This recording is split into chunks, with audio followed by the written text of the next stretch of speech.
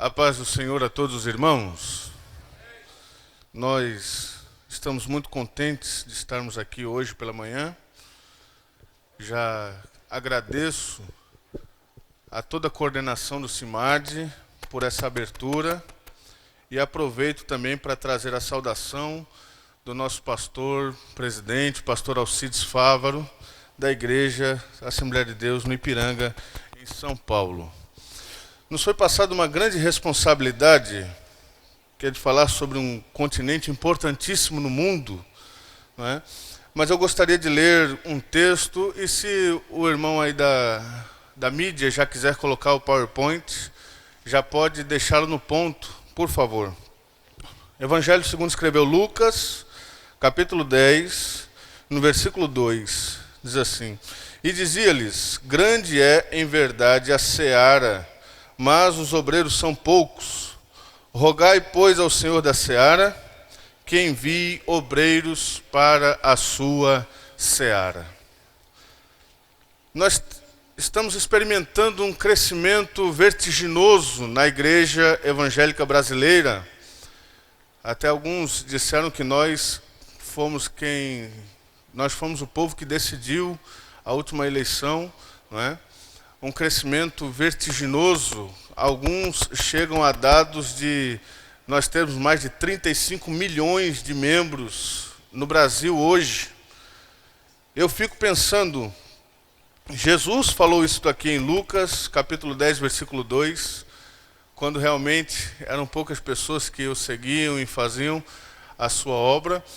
E hoje a igreja brasileira com 35 milhões de pessoas, será que nós ainda poderíamos dizer que poucos são os obreiros, os ceifeiros?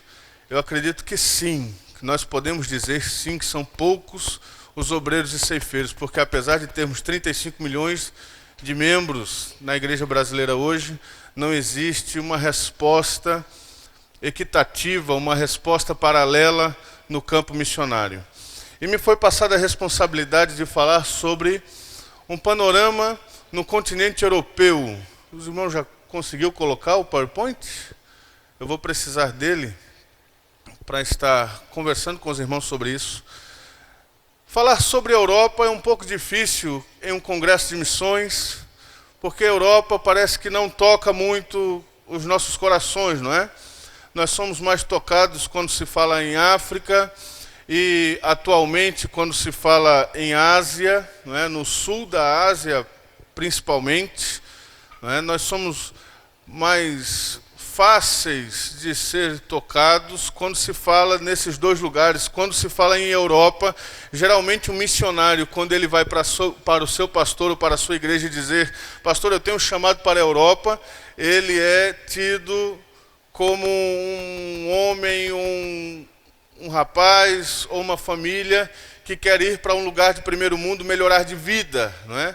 Ele nunca vai atrás das almas, buscar, fazer missões. É difícil, eu sou secretário de missões e sei disso. Enviar alguém para a Europa, levantar uma oferta missionária para alguém para a Europa, né? Vamos aqui fazer uma oferta para enviar para a Europa, mas a Europa não precisa de oferta, eles é que tem que mandar de lá para cá, né? A Albânia que tem que mandar a oferta para nós, não é a gente que tem que mandar para ele, né? Então, é difícil falar sobre missões na Europa, mas há um movimento na Europa hoje que eu creio que nós devemos nos aperceber. E é para isso que eu quero convidá-los nessa manhã. Deixa eu ficar aqui de lado. Um panorama do Evangelho na Europa. Pode passar, meu querido.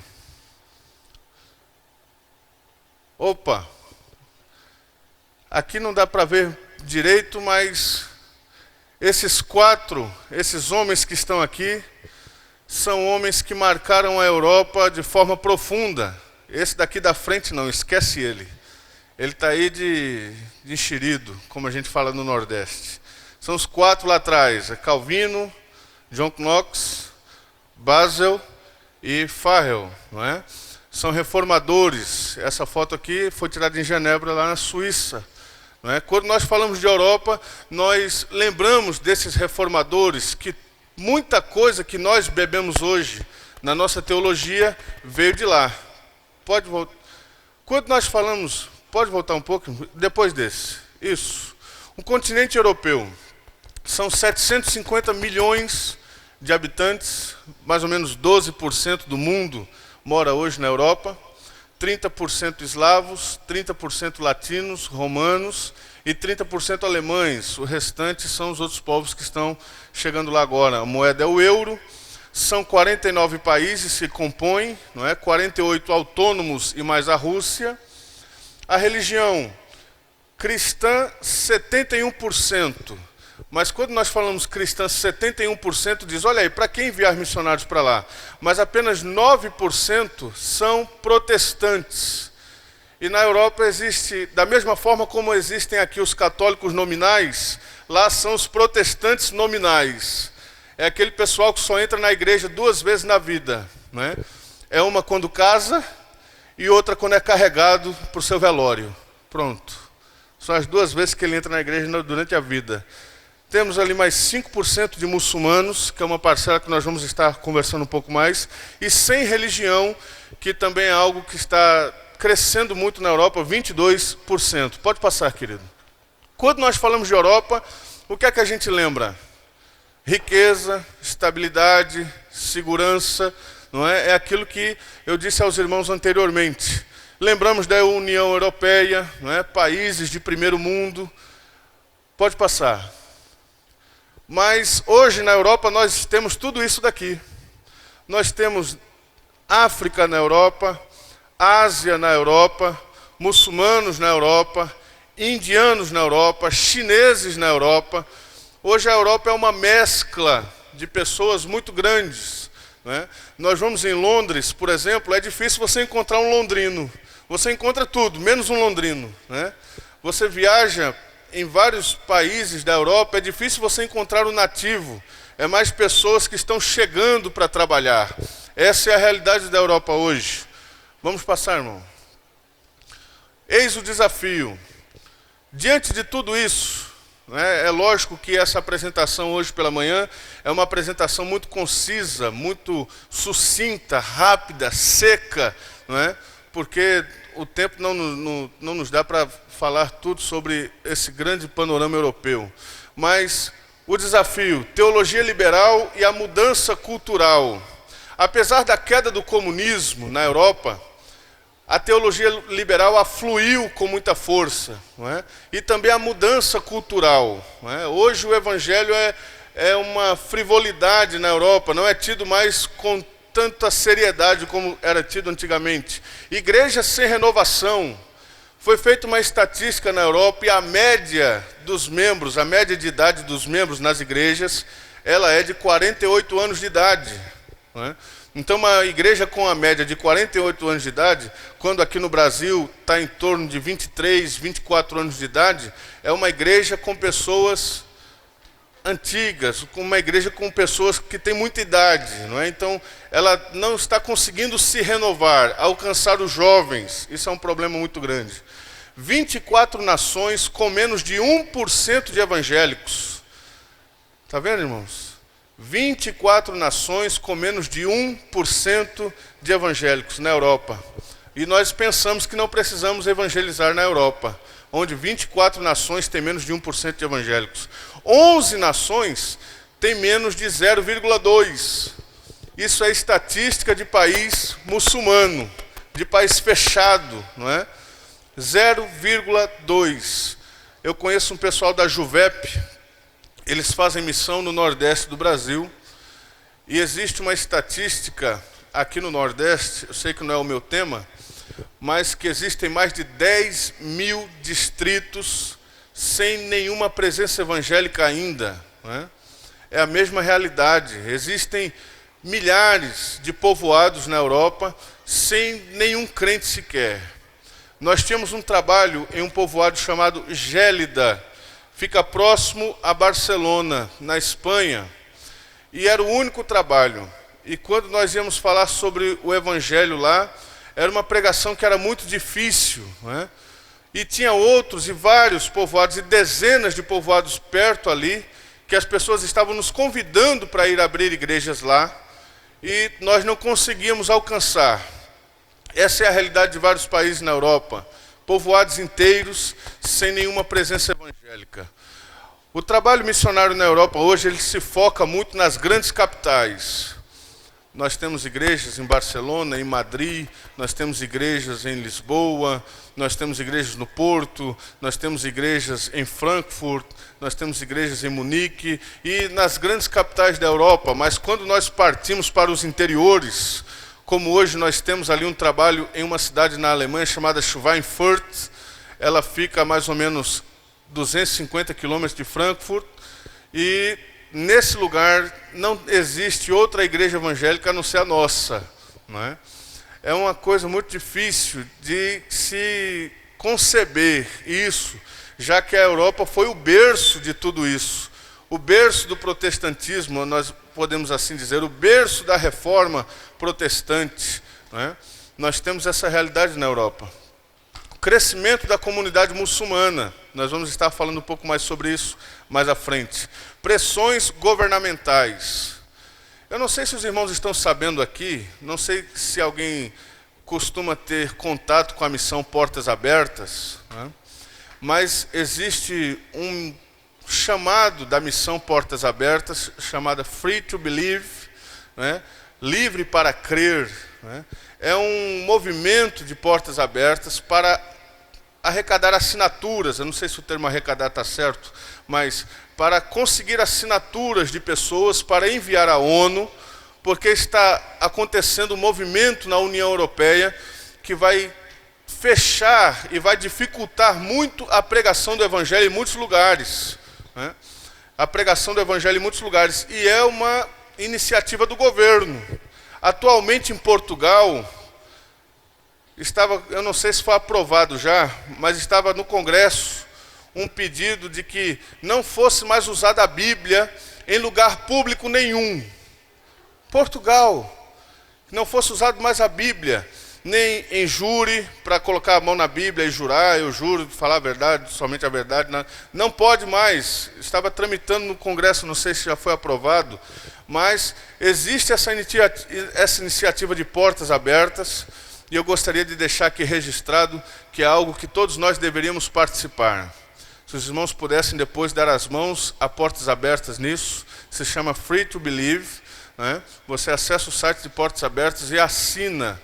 Eu particularmente, nós levamos para a nossa igreja, imprimimos cadastros, inscrições e pegamos a assinatura de todas as pessoas que nós podemos para enviar para lá, para que isso não seja aprovado na ONU. É um movimento existente hoje. Enquanto nós estamos dormindo muitas vezes, ocupados com tantas coisas, o inimigo das nossas almas está trabalhando. E ele quer fechar as portas que estão abertas para a pregação do Evangelho. E nós precisamos estar apercebidos disso.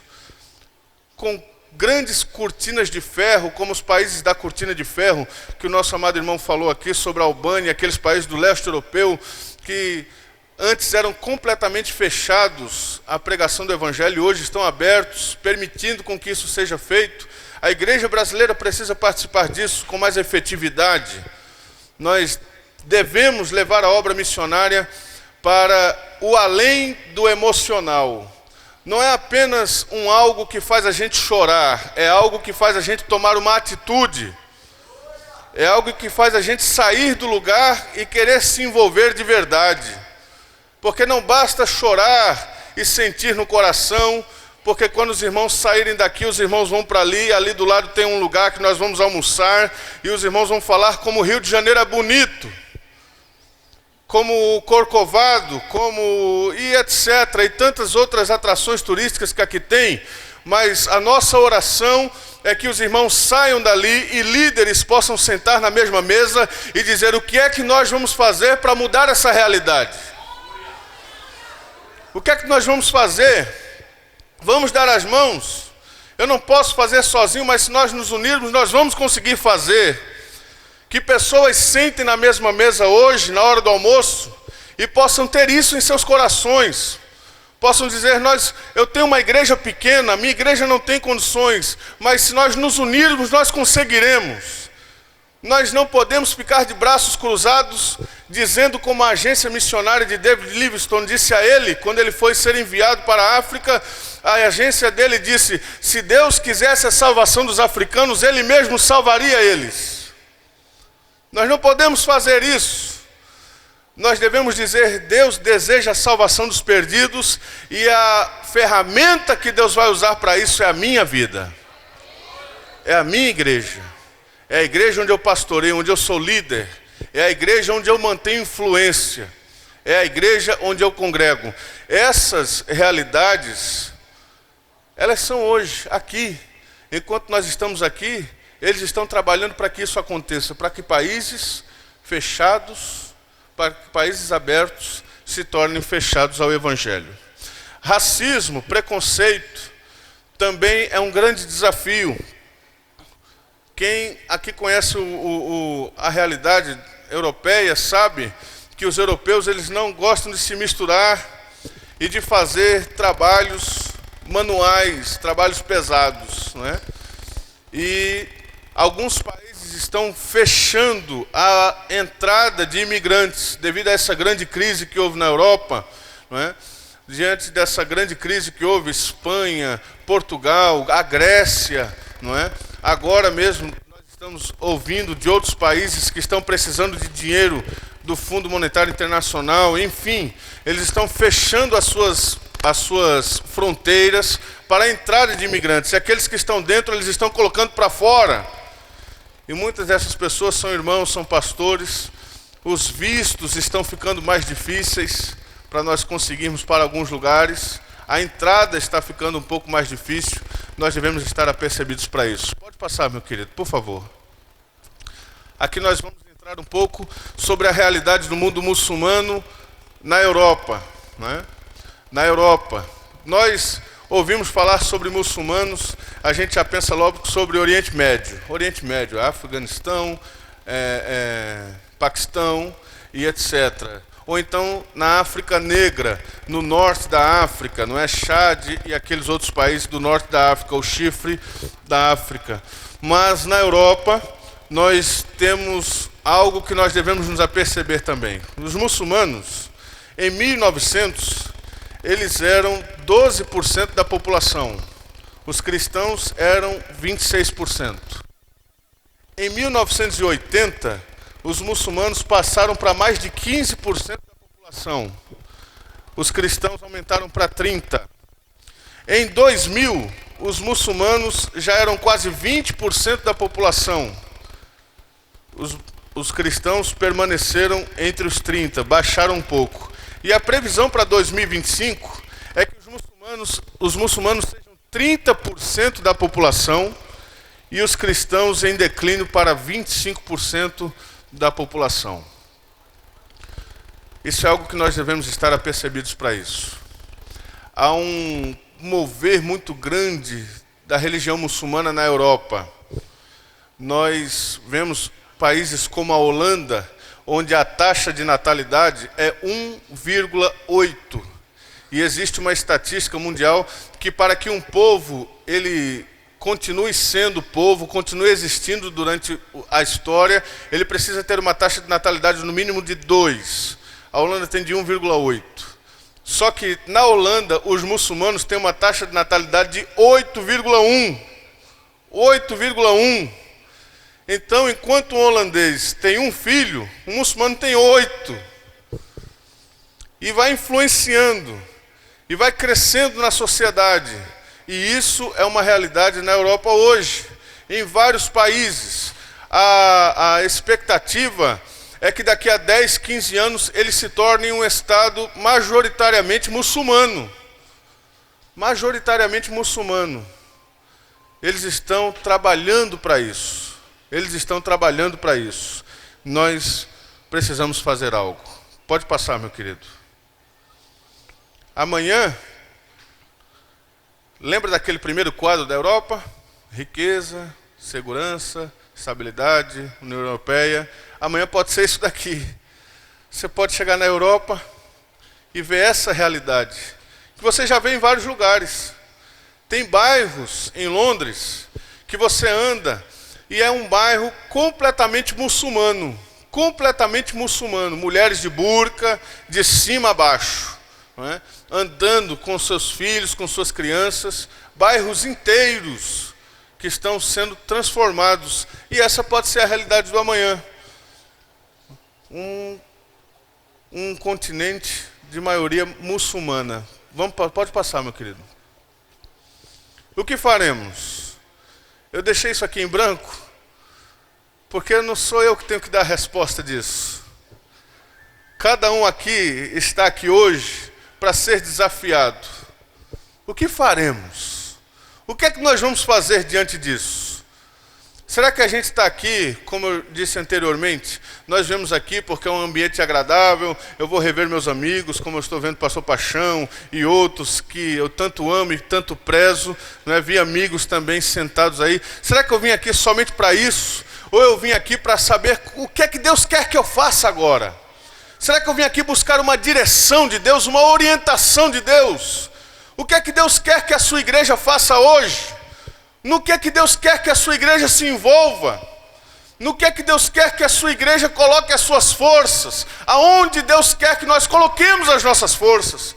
Ao invés de abrir uma igreja vizinha do seu amigo, abra uma igreja num lugar desse onde realmente precisa. Ao invés de enviar um missionário para ser o rival de uma outra igreja que já existe no lugar, porque isso acontece muito. Eu envio um missionário para um lugar onde já existe uma igreja, e daqui a pouco eu vou dizer, olha, o meu missionário tem 20 pessoas, mas não são 20 novos crentes, são 20 crentes que estavam insatisfeitos naquela outra igreja, e vieram para a igreja desse missionário que eu enviei. E não é gente nova que está sendo feita, não. A gente está criando um rodízio. Nós estamos criando um rodízio. Como lá em São Paulo, eu não gosto da pregação desse pastor, mas lá na esquina tem outro, eu posso entrar. Eu também não gostei desse, eu vou lá na esquina. Eu também não gostei disso. Não, esse pastor fala muito bravo. Não, esse daqui é muito nervoso. Não, esse aqui é muito manso. Não, esse aqui... Nós estamos criando possibilidades para os crentes fazerem rodízios de igreja. Hoje, domingo eu congrego aqui, no outro domingo eu congrego lá, no outro domingo eu congrego lá, no outro domingo eu congrego lá. Quando nesses lugares aqui existem milhares de pessoas que querem ir em uma igreja e não podem porque não há igreja para ir. Não tem. Nem se eles quiserem. Não tem. Eu quero ir numa igreja hoje, eu quero ouvir a palavra de Deus. Não tem onde. Não tem igreja. Esquece. Quer ir numa igreja, tem que viajar 200, 300 quilômetros para você poder ir em uma igreja. Enquanto nós estamos enviando missionários para onde já está abarrotado de missionários. Então o que é que nós vamos fazer? O que nós faremos? Como será, irmãos? Eu quero lhe chamar a uma meditação. Como será naquele grande dia? Será que o Senhor vai chamar a gente e vai falar assim, você enviou, né? 2.000 missionários. Foi, Senhor, enviei 2.000 missionários.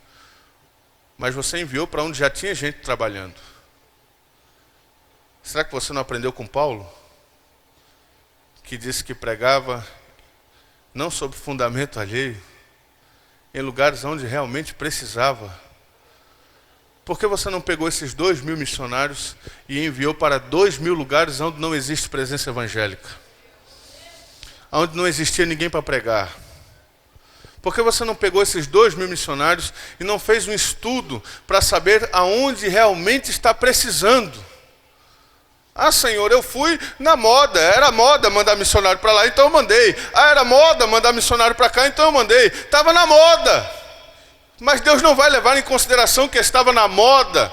Deus vai levar em consideração que Ele está falando conosco essa manhã. Esse desafio dessa manhã.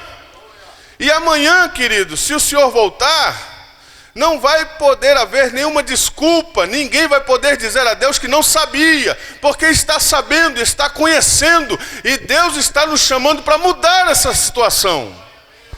Deus está nos chamando para mudar isso. Pode passar, querido. Nós temos algumas barreiras para fazer isso daí. E eu coloquei bem grandão aqui, ó, dinheiro. Sempre há dificuldade, né? É sempre a dificuldade de dinheiro. Dinheiro é a dificuldade. Nós não temos dinheiro, é a primeira resposta. A gente não fala nem vamos orar, a gente fala logo, nós não temos dinheiro. E para se fazer missões, aí a gente faz cachorro quente, aí a gente faz vende tapioca. Para fazer missões a gente tem que estar fazendo adesivo, chaveirinho. Para fazer missões a gente tem que estar fazendo, se desdobrando, brigando, fazendo de tudo para que a gente consiga recurso. Não é verdade? Dinheiro. A língua. Por incrível que pareça, a igreja brasileira hoje é a que mais envia missionários sem conhecimento da língua para onde ele está indo. O missionário chega lá na Europa, ele está num país que fala inglês e ele não sabe falar inglês. Sabe aquele negócio, Deus vai te dar. Parece que a gente está trabalhando assim ainda. Nós estivemos, no dia de ontem, eu estava em Cochabamba com o pastor de uma missão e nós estamos enviando um missionário para lá, permitindo Deus. E esse missionário já fala espanhol. E aquele pastor daquela missão falou, graças a Deus que ele já fala espanhol, porque um monte de brasileiro chega aqui e não sabe falar. E tem que ficar 3, 4, 5 meses só escutando para depois poder falar alguma coisa. E sai cada coisa errada. O missionário às vezes está pregando no púlpito, o povo está dando risada, ele pensa que o povo está gostando da palavra dele, mas ele disse coisas assombrosas. O povo está dizendo, meu Deus, ele não sabe o que ele está falando. A língua é uma grande barreira hoje. E a gente pensa que é perda de tempo ou investimento errado capacitar o missionário assim. Ou falta de visão. Nós não temos visão para alcançar o continente europeu, não é? Falta de visão. Nessa parte de dinheiro aqui, irmãos, eu gostaria de fazer uma sugestão. Nós temos uma realidade na Europa hoje que para se sustentar um casal na Europa de forma digna, não vai enviar para passar fome, né, irmão? Pelo amor de Deus. Tem que enviar um missionário para ele viver de forma digna. Se for para enviar para ele passar fome, não envie. Mas para ele viver de forma digna hoje, no mínimo ele precisa de 2.000 euros. No mínimo. Ele precisa de 2.000 euros para pagar um aluguel, para fazer isso, para fazer aquilo. Talvez um pastor esteja dizendo, graças a Deus. Por quê? Porque a minha igreja é tão pequena e tão pobre que Deus não vai me cobrar isso. Eu não consigo nem 2.000 euros para mim, quanto mais para o missionário que está na Europa. Mas sabe, irmãos, se nós nos unirmos, mais uma vez eu digo, se nós nos unirmos, se irmãos aqui procurarem outros irmãos de outras igrejas, nós vamos conseguir fazer esse trabalho. Porque a nossa visão, ultimamente na obra missionária, tem deixado de ser uma visão do reino e tem sido uma visão do meu reino. Se o trabalho que estiver lá não tiver uma placa da minha igreja, eu não vou investir. Se o trabalho que estiver lá não tiver o nome do meu presidente, eu não vou investir. Mas e o nome de Jesus? Será que a gente não pode se unir em torno do nome de Jesus? Será que a gente não podia dar as mãos em torno do nome de Jesus? Isso que eu quero lhes desafiar. Vamos passar, eu já estou terminando. Pode passar para a próxima, por favor. Grandes possibilidades. Esse daqui já é o penúltimo slide, eu acredito. Isso, mais um pouco. Esse daí é o último. Mais um, não, para cá, irmãos. Não faz isso comigo. Aí. A Europa é o centro do mundo para todas as nações. Da Europa você pode ir para qualquer lugar. Grandes possibilidades há se você investir na Europa. Você pode ir para a Ásia fácil, você pode ir para a Oceania fácil. E barato. Barato. Lá na Europa existe uma companhia chamada EasyJet, ou então a Ryanair, que você viaja por 10 dólares, né, paixão? Às vezes, 10 euros. Você faz trechos enormes na Europa por 10 dólares ou 10 euros. Agora eles estão querendo, porque é tão barato, fazer com que as pessoas viajem em pé no avião. Não tem problema. O que é que tem viajar em pé? Não tem problema nenhum. É bom que vai conversando, melhor até para conversar, conhecer outras pessoas. Mas a Europa é uma grande possibilidade para o alcance de outras nações. Pode ser um centro para o alcance de outras nações. E as igrejas, elas se tornam autossustentáveis em pouco tempo. Em pouco tempo as igrejas, elas se autossustentam. Elas não precisam de um investimento tão grande. Por exemplo, nós temos missionários na Bolívia. Eu sei que daqui a 10, 15 anos eu não vou poder ligar para ele e dizer assim, meu filho, se vire, eu não vou mandar mais seu sustento. Não é? Nós temos missionários no sertão nordestino que eu não vou poder ligar para ele e falar, meu filho, você já está aí há 10 anos, você vai se sustentar. Porque ele vai dizer assim para mim, pastor, o dízimo do meu povo aqui é uma galinha, é uma dúzia de ovos. O dízimo do povo é isso aqui, pastor. Como é que o senhor quer? Então eu não vou poder dizer isso. Mas com o missionário na Europa, daqui a algum tempo, ele mesmo, se ele for sincero e reto, ele mesmo vai te ligar e vai dizer: não precisa mandar dinheiro para mim não. Eu é que vou estar mandando dinheiro para vocês, para a gente enviar missionário para outros lugares no mundo. São igrejas que se autossustentam rapidamente, não é? E outra, ele já tem um pensamento missionário incutido neles, já está dentro deles. Pode passar, meu querido. E aqui eu termino. O que é que nós podemos fazer? Estratégias, parcerias. Irmãos, ninguém faz nada sozinho. Pode esquecer isso. Tem gente que diz assim: Deus me escolheu para ganhar o mundo. Não, irmão, você faz parte do grupo. Mas você não vai sozinho, não pense nisso. Não, Deus me escolheu para... Você faz parte do grupo, irmão. Faz parte da coletividade. Você faz parte de todo mundo. Mas não vai ser o irmão que vai fazer isso sozinho. Eu estava conversando com o diretor da Junta de Missões Mundiais da Convenção Batista. E ele chegou para mim e falou assim: pastor, nós batistas nos convencemos de que nós não vamos ganhar o mundo sozinho mais. A gente precisa da ajuda da Assembleia de Deus. Não adianta, irmão. Nós não vamos fazer nada sozinhos. O que dificulta? Eu estou usando você, pastor Paixão, porque eu te conheço. Por exemplo, pastor Paixão tem um excelente trabalho em Senegal.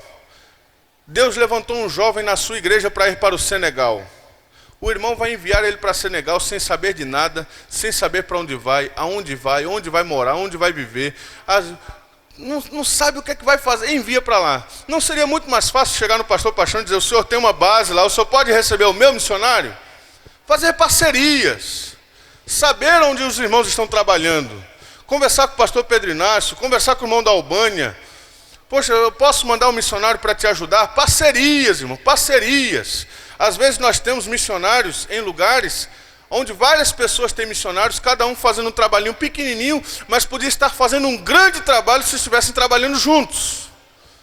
E às vezes um fica brigando com o outro ainda. Não vai naquele missionário não, que ele não é de Deus. Não vai naquele não, ele não é. Ele tem parte com um feiticeiro. Ele não sei o quê. Não, aquele não. E fica um cortando o outro porque ele precisa mandar relatório para a igreja dele.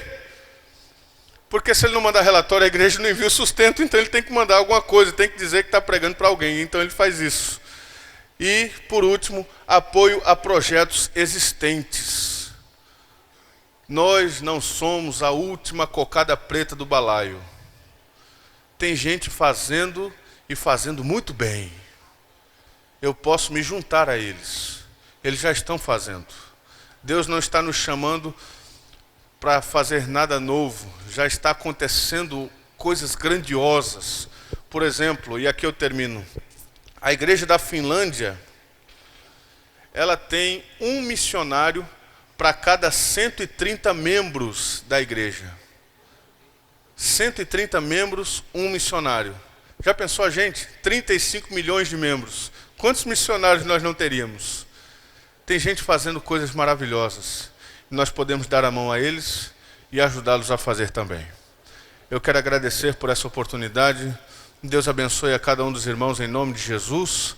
Obrigado a toda a coordenação do CIMAD e que o Senhor em Cristo possa, nesses dias, falar de forma poderosa aos nossos corações e nos mover para termos uma atitude que mude a realidade mundial. Amém.